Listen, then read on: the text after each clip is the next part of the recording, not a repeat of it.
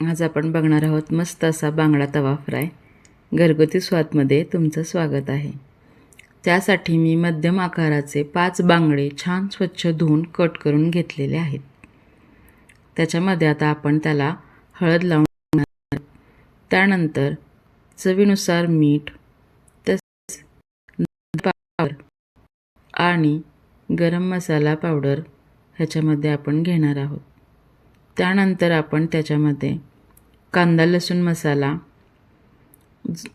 तो तुम्ही तुमच्या चवीनुसार तुम्हाला जसं तिखट हवे त्यानुसार वापरू शकता. त्यानंतर त्याच्यामध्ये आपण काश्मीरी लाल तिखट पावडर घेणार आहोत. त्यानंतर त्यामध्ये मी 1 लिंबूचा रस घेणार आहे. तुमच्या आवडीनुसार त्याच्यामध्ये तुम्ही आगळ किंवा कोकमाचा रस किंवा चिंचेचा रस सुद्धा वापरू शकता.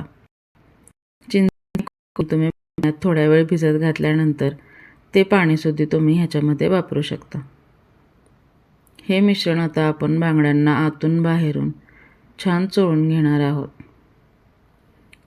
छान मॅरिनेट करणार आहोत.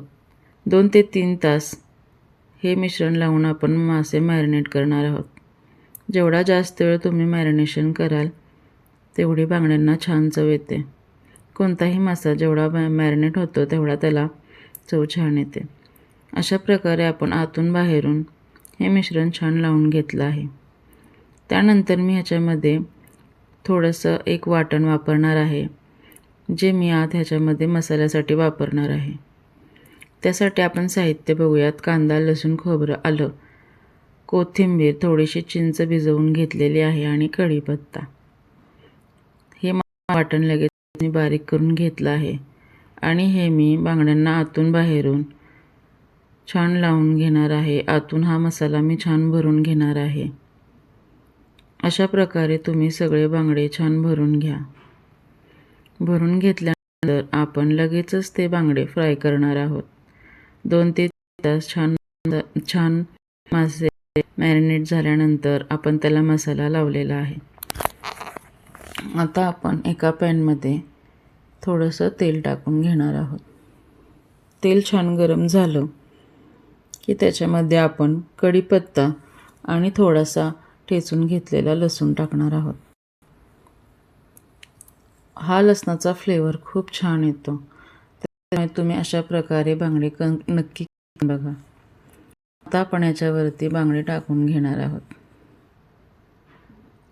बांगडे अगदी सावकाशपणे ह्याच्यावरती परतायचे आहेत. आलटी पलटी करून घ्यायचे आहेत. बांगडा लवकर शिजतो आणि तो मासा लगेच तुटतो. त्याच्यामुळे सावकाश आणि हळूवारपणे आपण हे बांगडे परतून घेणार आहोत. मंद आचेवरच हे बांगडे आपण फ्राय करायचे आहेत.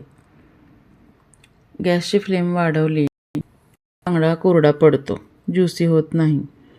त्याच्यामुळे मंद आचेवरच आपण हे बांगडे छान दोन्ही बाजूंनी पलटी करून भाजून घेणार आहोत. तुम्ही बघू शकता आपले बांगडे छान फ्राय झालेले आहेत.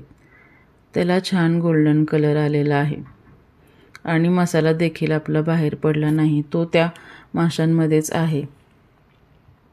सावकाशाने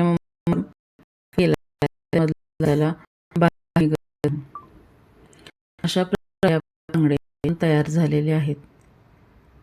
ही रेसिपी तुम्हाला कशी वाटली मला नक्की कमेंट करून सांगा.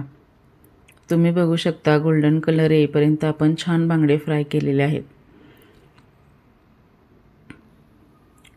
ही रेसिपी आवडल्यास चॅनलला नक्की सबस्क्राईब करा. धन्यवाद.